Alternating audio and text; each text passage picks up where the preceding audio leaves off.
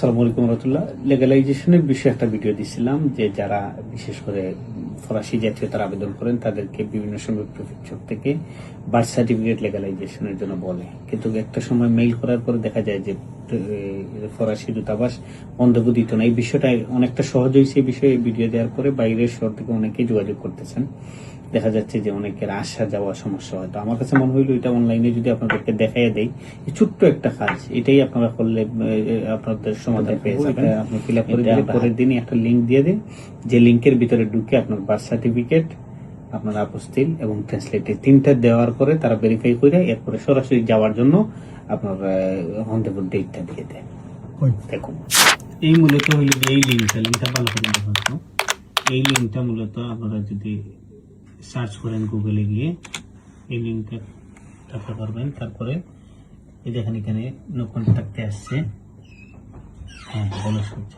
তারপরে একদম নিচে object de votre demande sélectionner un objet, এখানে আপনি লেগালিজেশনতে দিবেন। তারপরে এখানে আপনার অপশন চলে আসবে নাম প্রেনম দেওয়ার জন্য, ইমেল অ্যাড্রেস, সুজেতে লিখতে হবে লেগালিজেশন। আর মেসেজ যেটা লিখতে হবে, মেসেজে আপনারা ধরেন ন্যাশনালিটির জন্য হোক বা যে বিষয়ে আপনারা লেগালাইজ করে দিতে চান এটা ভালো করে ব্যাখ্যা দিয়ে এবং কি কি সমস্যা হচ্ছে। ধরেন অনেক সময় প্রেফেকচার থেকে চায়, বারবার চাইতেছে কিন্তু আপনি সন্দেহ পাচ্ছেন না, এই বিষয়টাও যাতে ভালো করে সুন্দর করে মেসেজ অপশনে দেখেন এখানে। এরপর নিচে এখানে কোশে করার পর এই কোডটা দিলে আপনি envoyer le মেসেজ দিলে আপনি আপনার মেসেজটা চলে যাবে।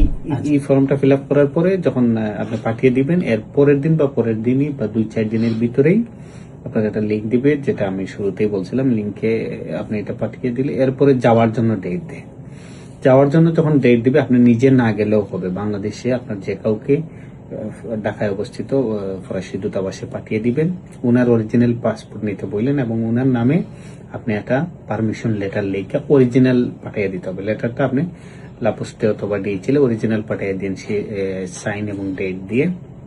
এবং একই সাথে 8,589 টাকা পার ডকুমেন্ট লাগবে। প্রত্যেকটা ডকুমেন্টসের চার্জ আসে এবং একই সাথে আপনার অরিজিনাল বার্থ সার্টিফিকেট থাকতে হবে।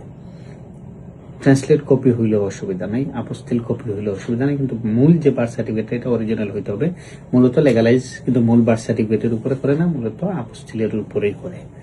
আর একই সাথে যিনি হাজির হবেন তার আবারও বলতেছি তার পাসপোর্টের কপি লাগবে এবং তাকে আপনি যে যেতে পারতেছেন না এই জন্য পারমিশন লেটার যাতে অরিজিনাল পাঠিয়ে দেন, এটা খেয়াল রাখবেন।